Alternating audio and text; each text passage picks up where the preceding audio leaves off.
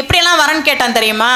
பகல்ல சாகக்கூடாது, இரவுல சாகக்கூடாது, வீட்டுக்குள்ள சாகக்கூடாது, வீட்டுக்கு வெளியில சாகக்கூடாது, மனுஷனால சாகக்கூடாது, மிருகங்களால சாகக்கூடாது, பறவையால சாகக்கூடாது, வானத்துல சாகக்கூடாது, பூமியில சாகக்கூடாது, ஆயுதங்களால சாகக்கூடாது, நெருப்புல சாகக்கூடாது, நீர்ல சாகக்கூடாது, காற்றுல சாகக்கூடாது. இப்படி எல்லாம் வர வாங்கினான். எதாலெல்லாம் ஒரு மனுஷனுக்கு மரணம் வருமோ அதெல்லாம் போட்டு இதன் மூலமாக எனக்கு மரணம் வரக்கூடாதுன்னு கேட்பான். ஆனா எதெல்லாம் அவன் கேட்டானோ அதை வச்சுதான் நரசிம்மர் அவனை முடித்தார். வானத்திலையும் சாகக்கூடாது, பூமியிலையும் சாகக்கூடாது, மடியில வச்சு கொன்னார். வீட்டுக்கு உள்ளேயும் சாகக்கூடாது, வெளியிலையும் சாகக்கூடாது, வாசப்படியில வச்சு கொன்னார். பகல்லையும் சாகக்கூடாது, இரவுலையும் சாகக்கூடாது, சாயந்தர பிரதோஷ நேரத்துல வச்சு கொன்னார். மனுஷனாலையும் சாகக்கூடாது, மிருகத்தாலையும் சாகக்கூடாது, பாதி மனுஷன் பாதி மிருகம் நரசிம்மமா வந்தார்.